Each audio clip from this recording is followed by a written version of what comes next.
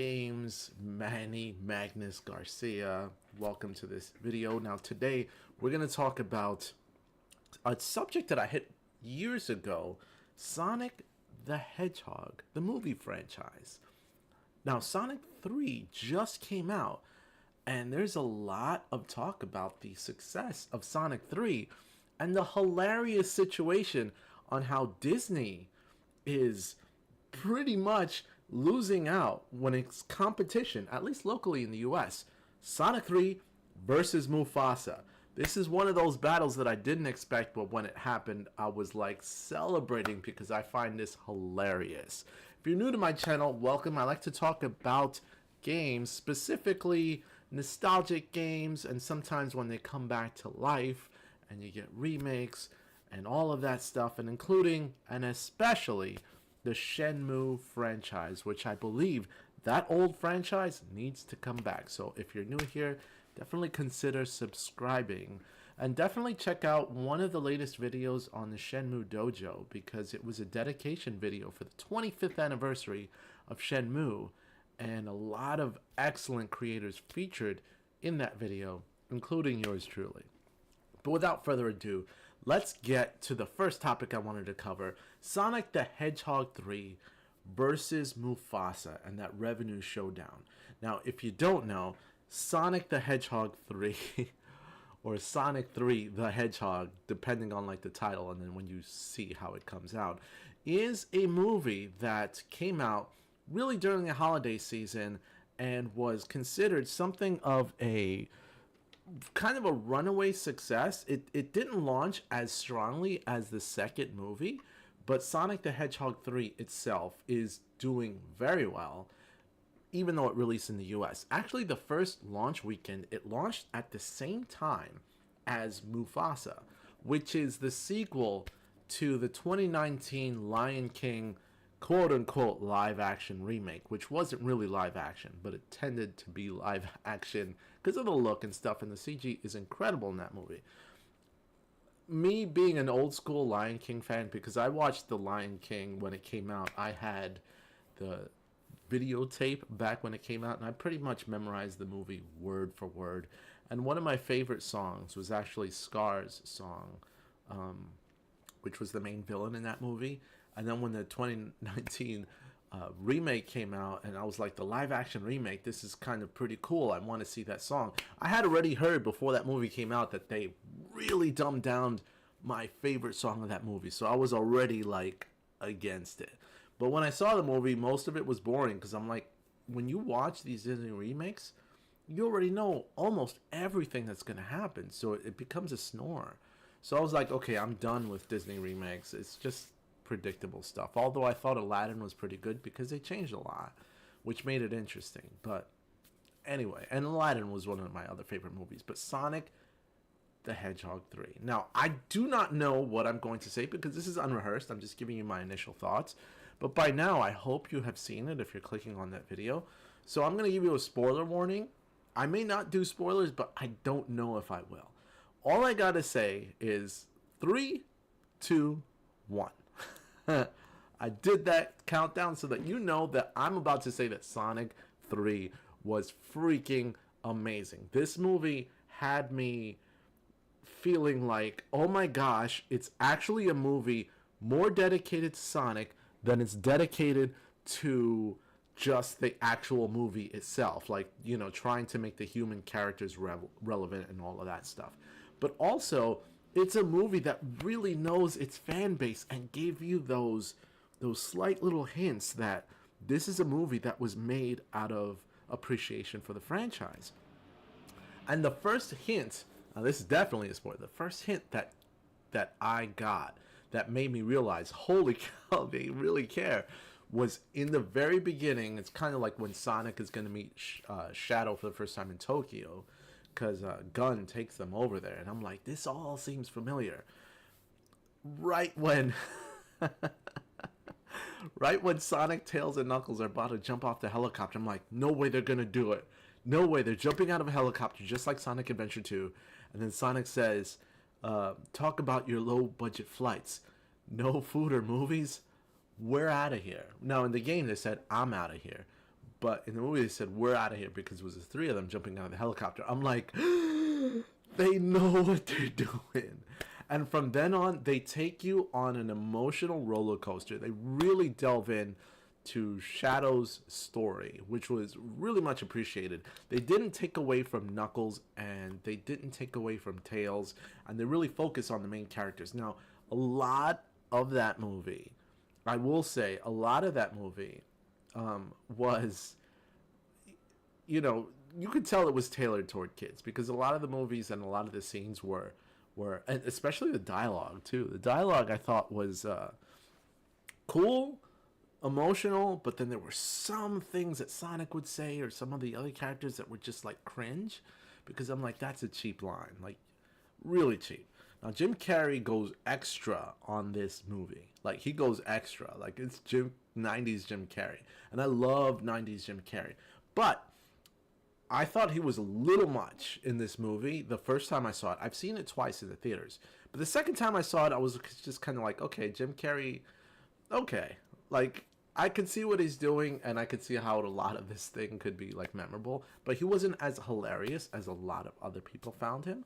So I thought that was really cool. Now, aside from that, obviously you could tell I like the movie itself. And years ago, when I reviewed the original Sonic the Hedgehog movie, I was very excited because I said, this means that Sega in itself is a franchise, can use all of their franchises, all of their IPs to really start a cinematic universe that is specifically for Sega fans. And they have so many IPs that they could do something with. And if Hollywood starts to recognize that there's an opportunity here, especially with Paramount Pictures, they can really take it next level. And I saw the potential back then when it was released in like 2020 or something like that. But here we are, Sonic the Hedgehog 3, and nothing has really been done besides these Sonic movies. And I could understand why, because you want to stay safe. You don't want to overdo it with like, oh, Sonic 1 was successful, let's do Sonic 2, Sonic 3, let's do Jet Set Radio, let's do Crazy Taxi. Like, it's a lot, right? So let's start slow, let's start safe. But they pushed the boundaries, and they knew how to make a movie. And they made the Sonic the Hedgehog movies something that families want to see, and they just did it right. They listened to the fans. This is why, and now I'm going to address really Sonic the Hedgehog 3 versus Mufasa. And a lot of people are talking about this direct competition because they came out at the same time.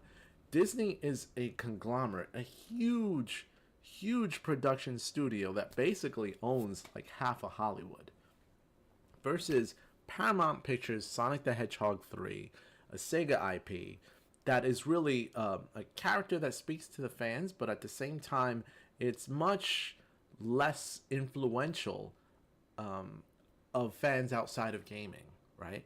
And fans outside of the people who grew up in the 90s that were witness to the Sonic the Hedgehog adventure series and the animated series way back in the mid-90s, right? So you got these two competing IPs, but the incredible thing that happened was that Sonic the Hedgehog 3's revenue outperformed, at least in its opening weekend, Mufasa.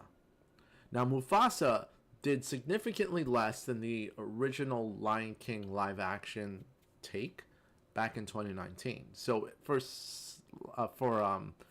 Disney, it's kind of a failure. But for Sonic the Hedgehog 3, it did a little bit less than Sonic the Hedgehog 2 on launch. So even that is not its best performing movie. But the fact that you can have Sonic and the Disney movie compete and then Sonic edge it out was pretty cool. Both movies are less than their previous iterations. But I totally think it's Disney's fault when it comes to the comparison, right? The comparison. Because Disney did something. Now, first, let me explain to you, I want to get into why Sonic is doing better, right? Despite the competition. Now, if you don't know, right, Mufasa, it's a movie that is a sequel to The Lion King. it's kind of a sequel prequel. Like, it's telling the story of the main character from Lion King's father, coming back, really his origin story and how he became the Lion King before Simba did. Now, this movie, it's beautifully rendered. I mean, the everyone who worked on it like did an amazing job, right? It's pretty well known. But I will say that the actual movie itself is kind of a sequel movie. It's a traditional sequel movie for Disney. Now, if you know anything about sequel movies for Disney's animated stuff, they would do incredible jobs with the originals, and then sequels will go straight into like DVD. DVD was basically never featured in the movie theater and just go there. This kind of feels like that, but they put it in the theaters, right? Where Sonic the Hedgehog 3 was something that was done with passion, with love. You can tell that they cared about what they were doing and go on from there. Now, with that competition launching in the same day, here's how Disney launched. Disney launched worldwide same day. Mufasa came out worldwide.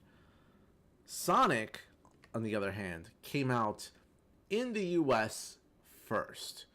It came out later in different territories, right? It came out later, like I believe Christmas Day in different territories, and then slightly later in other territories around the world.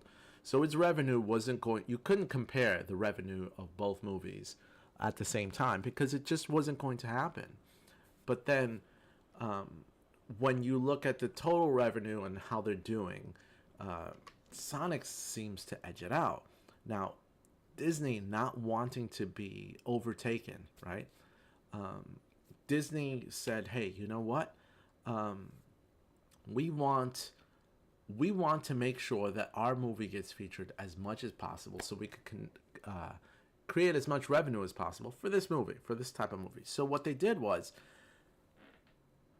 and this happens traditionally with Disney movies because they've got so much flexibility. They will go out to theaters, or they will negotiate with different theaters, like AMC, for example, which is big, and Regal Cinemas and whatever. And they will say, you must put on, in order for us to give you our movie, you must put on your best, highest quality theaters must be dedicated to Mufasa. And at least 3 or 4 screens, so we can get as much revenue. Higher revenue generating screens, like let's say it's got 3D, let's say it's just their big IMAX theaters, right? That they can charge more. That's the screens that Mufasa overtook. So Sonic had to just get like the other screens and a lot less number. So Sonic 3 kind of just has to work with what they've got, right? But they knew that they had a large movie. So they were able to get a lot of screens too. But even though Sonic 3 had the less revenue generating screens for their movie, launching at the same time as Mufasa, which took all of the high revenue generating screens, Sonic 3 beat Mufasa opening weekend. They did very well. They did like almost double. I will say that they did. It was like, I don't have the exact number in front of me, but it was like 60 million in the US domestically versus Mufasa's around 30 million. So when you think about that standpoint, you're like, holy moly, like Mufasa had no chance as whatever the movie was, it had no chance to compete against Sonic the Hedgehog, which was going for its throat, and it did really a credible job to cater to its fans. Now, with that being said, when reviews came in, Sonic 3 was basically certified fresh in Rotten Tomatoes, while Mufasa did significantly less. It didn't review as well. But yet, how could a movie that doesn't review as well be neck and neck or competing or number 2 when compared to Sonic 3? Again, it's Disney's influence with the worldwide expansion of the movie on day 1, and also with its dominance in theaters. So, let's just say I'm happy for Sonic, and that it's able to do that. The Parsa Jacob, isn't this a video? Uh, but look, you're at chat, bro. This definitely is a video. I'm reading yours, with your comments. The Pertis Jacob. I have my glasses on too because I need to be able to see the screens because they're kind of small. But welcome, welcome. I'm appreciating everyone on this chat. So, getting back to subject. So yes, this is definitely live. I appreciated the success of Sonic 3 against Mufasa, which is just amazing that a Sega franchise is able to compete and succeed in this way. Now, a lot of the talk when it comes to the Sonic 3 versus Mufasa has actually taken place online. Now, I've seen a lot of reviewers, especially on YouTube channels and different websites, praise Sonic versus Mufasa.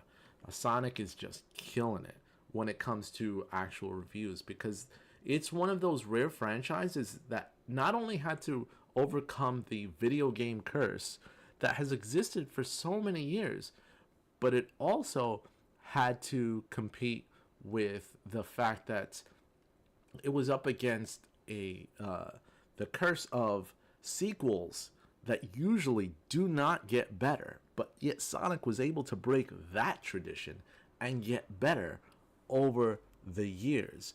And it's just incredible. It's just an incredible feat. But you know what? I will say Mufasa did not help the situation for themselves and only encouraged that that Sonic continues to succeed. And I'm going to show you one of the most hilarious things that Disney did that didn't help their case. And they think that they're helping, and perhaps it's helping with a few people, but it really didn't help when it comes to what message they were trying to say, because honestly Sonic had the advantage in this case. And what I'm going to do is I'm going to show you and this you've seen on many channels before. I'm going to show you Twitter or X, right? One of Walt Disney's posts, okay? Now here we have my X account, and I literally just put like Mufasa, right? And I scrolled down until I saw the #1 movie in the world is hilarious, quote unquote. They better put that in quotes. And will take you on an epic adventure. Get your tickets for Mufasa, right?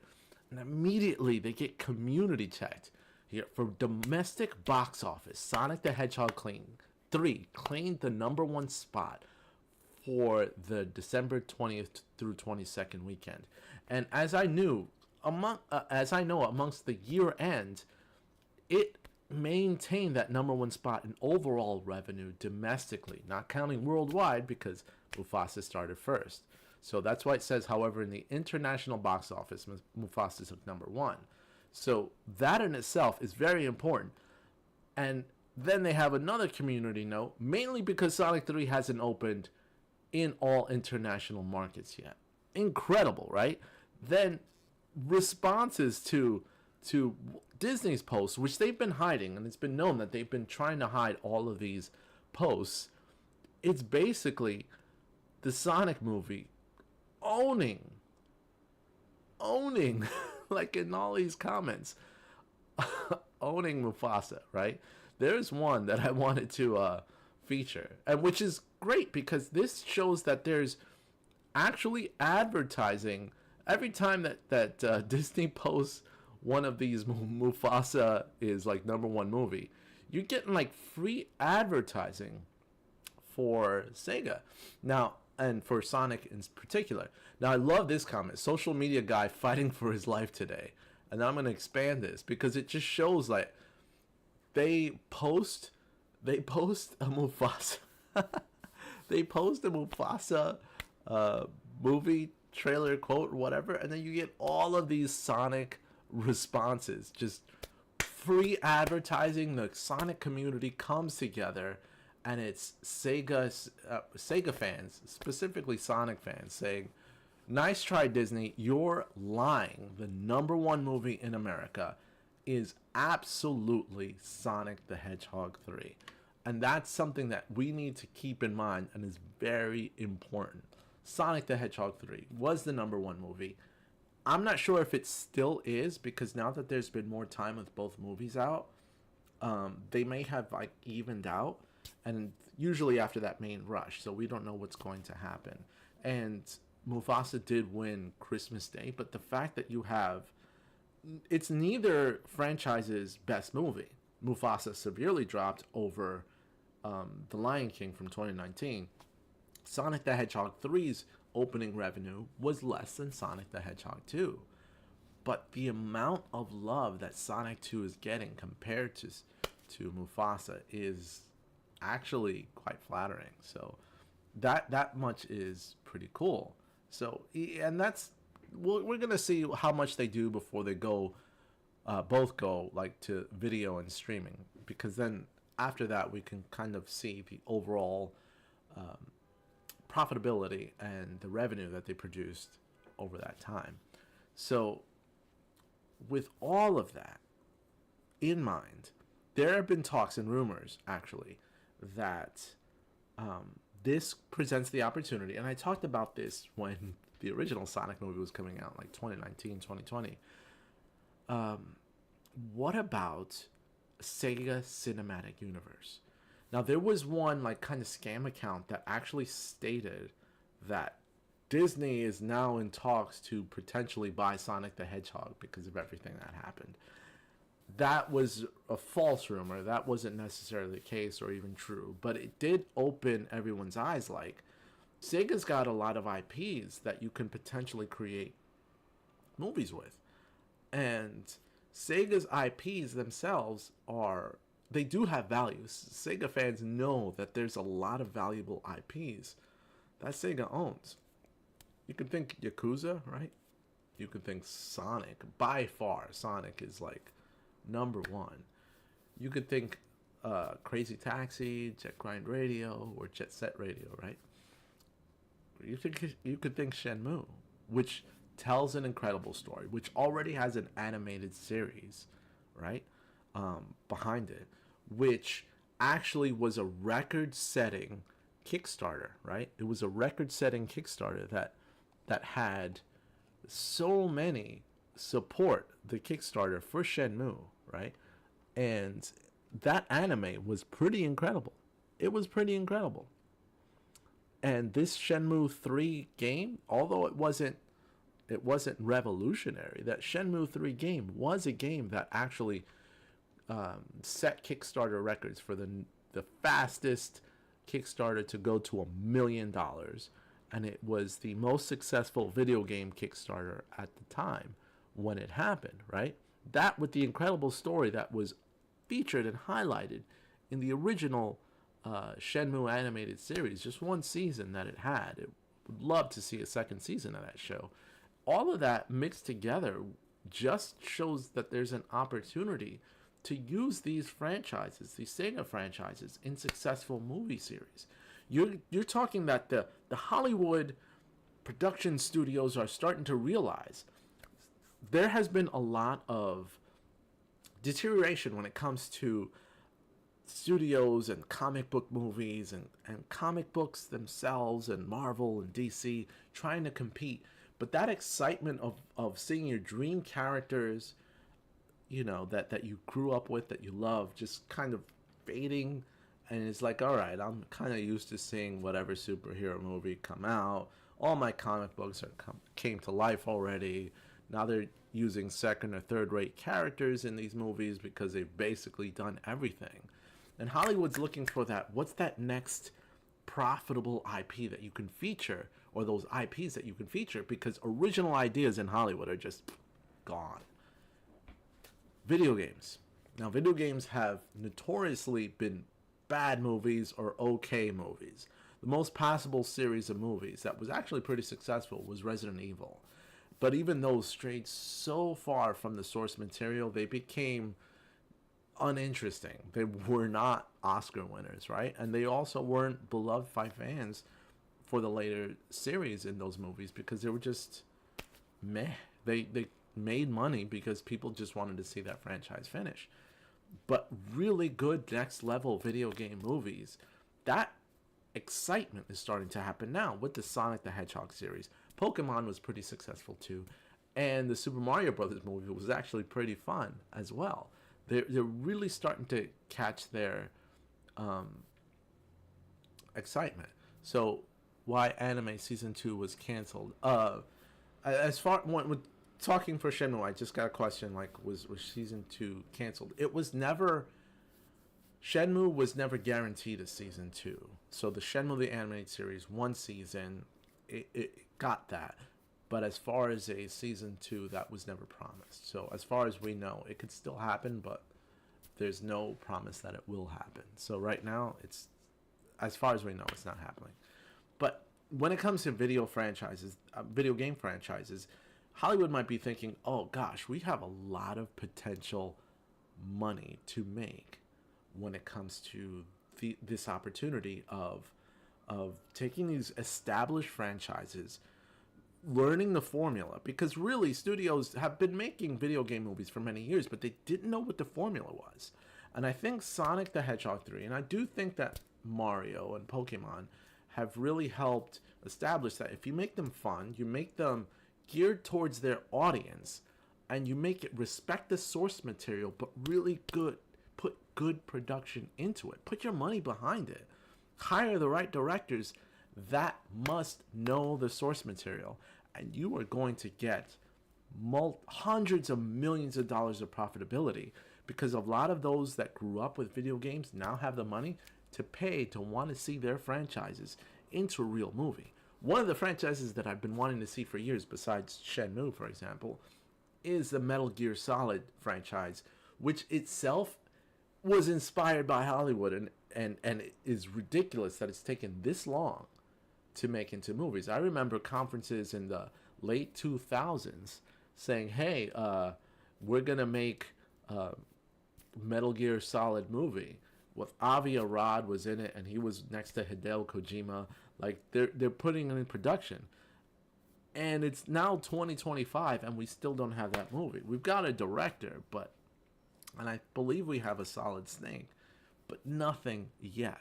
But I think with the excitement of video game movies, especially with the success of Sonic the Hedgehog 3, that's going to push that forward. So I'm really excited about that. Now, moving beyond that, with that lesson of the success of Sonic, one franchise that Sega owns that has such a compelling story is Shenmue. It was good enough, and that whole franchise was good enough to get its own anime. And to have a whole production write such a great anime. Now, Shenmue, the anime in itself, it did have not only great writing, but it did one of the best ratings that it had on Cartoon Swim. But the time slot was horrible at like midnight. But for that time slot, it actually did very well. It was excellent. It was just such an excellent series that you wanted to follow and that you wanted to know more of. But because of the time slot, and not many people were talking about it because of the late night, except the true fans, you really couldn't have that potential of having such success that you would hope that the show would have, because of the limitations that it had. So you put that on Netflix, or you put that on another show, and you really get the right promotion behind it, and then I think that you would have the success that you wish it had. But that compelling story, imagine it in a movie with the right production. Imagine a studio says, what franchises does Sega have? Paramount Pictures, for example, they're probably like salivating with their deals with Sega and saying, hey, what else can we get? You put Shenmue on there, and then you're like, okay, we've got an established series that already has an anime. It already has broken records broken several like world records, and it has such a compelling story that can actually reach broad audiences, because it's not just about the video game, it's about the lesson. And you also have a movie coming out, for example, like the Karate Kid. They've got a new Karate Kid movie coming out in the show, and that type of martial arts movie has the potential to really like tell a next level story, and you could kind of lean on that. That's an opportunity that can definitely happen, and then you kind of bring in all these other worlds into it too that cater to fans, and boom, like you could print money, but you need the right marketing, and that's what's very important. So amongst that, after that, what are the lessons that we can learn from Sonic's success? One, you're just getting started with video game movies. Two, when you have a hardcore fan base, it doesn't matter how big another studio is that's competing with you. You can succeed. Just tell a good freaking story. Three, Sega's got good freaking stories. Looking at you, Shenmue. Definitely. And then finally, you're just not going to ever have to worry about a bad video game movie again, now that you've got studios actually paying attention rather than writing it off. So this, even if we don't get a Shenmue or Sega Cinematic Universe, you can look forward to better video game movies and actually studios putting more funding in video game movies, because now it seems like it's a pretty safe investment, which is nice. Because I love comic book movies. I love DC Universe. I love Marvel Cinematic Universe. And I'll absorb and watch everything. I don't care. But to have something that is also connected to me and many of your childhood is amazing. And I think now that studios have learned that lesson, it's going to be great. So, and yeah, look, thinking about like, and I will say, thinking about movies like Mortal Kombat in 1995, one of my favorite video game movies. So many things are quotable, but looking back on it now, I know that movie word from word, beginning to end. I just think that we can do so much better now. Street Fighter, joke of a movie. Even when I was a kid, I thought that the Street Fighter movies were, or the two movies, they were just bad. They could do Hollywood could do so much better. So, all right, and now those are the lessons that I've learned. Now let's open up to some comments, because I haven't really been able to even see the comments because it's so small on my screen. So I'm gonna make it a little bigger so that I can read it. That's why I'm wearing glasses. Normally I'm without glasses and I'm good to go, but I'm wearing glasses so I can actually see my screen. So let's see some of these comments. Let's see. Warner Brothers buyout. Waiting 25 years to tell 16 chapters stories was frustrating. Yeah, it's waiting this long to be able to experience the whole Shenmue series has been frustrating, but I do like the fact that we've had our whole lives and Shenmue's not done, so you can always keep it alive, but then once the final chapter is told, it's like you put it away so you feel satisfied, but then you miss it and you almost want it to come back. But in a way, Shenmue has never left. Shenmue 0 would be pretty good to find out some of the backstory that happened, but I would more like to see that in a series rather than a movie. I think the movie should continue the story. Skipping through the comments here. Let's see. Project Berkeley trailer had everything. Did it have everything though? That Project Berkeley, I always thought that it had just part 1 and part 2. I don't know if it had anything of part 3. You left a lot of comments. Let's see. Sonic movie with Jim Carrey made it fun. Now, Sonic movie with Jim Carrey, in my opinion, was what helped make it successful, because Jim Carrey has returned to what people loved about him. Me personally, by the third movie, I was done with Jim Carrey. I'm like, okay, I get it. If he doesn't come back in the fourth movie, I don't particularly care, other than the fact that I worry that the movie may not be as profitable without him, because he really did help sell the movie, and that's very important. Um, and that's it. And then I agree with, like, I'm not much of a Star Wars fan too. CPL Dwayne Hicks 11, so I don't care what they do with Star Wars. I'm not that much of a fan, but in conclusion, like, I want to wrap this up because I've got a couple other things that I want to tend to, and I've got a new video coming up where I am modifying my Dreamcast, because I've got two Dreamcasts, a Sports Edition and a regular Dreamcast. Regular Dreamcast is not faded, it still looks kind of new, and it plays games, GD-ROMs, no problem. But my Sports Edition, which is black, doesn't play any games at all, so I'm modifying it to somehow fix and address that issue, but that's for another video. But in any case, thank you for joining me on the live stream. This was fun on a Friday. Happy New Year, happy 2025.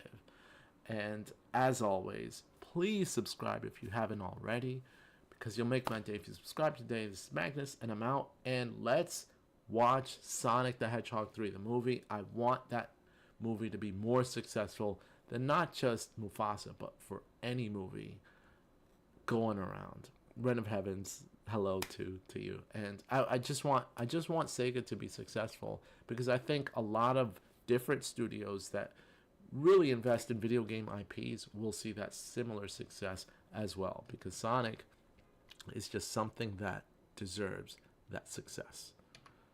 So that's all I gotta say. Subscribe, hit that like, and share. We need to get that out there. As always, thank you. See you later. Bye-bye. Yeah, and I didn't end the stream. Ever try to do that, like you hit the stream and it doesn't end? Anyway, see you later.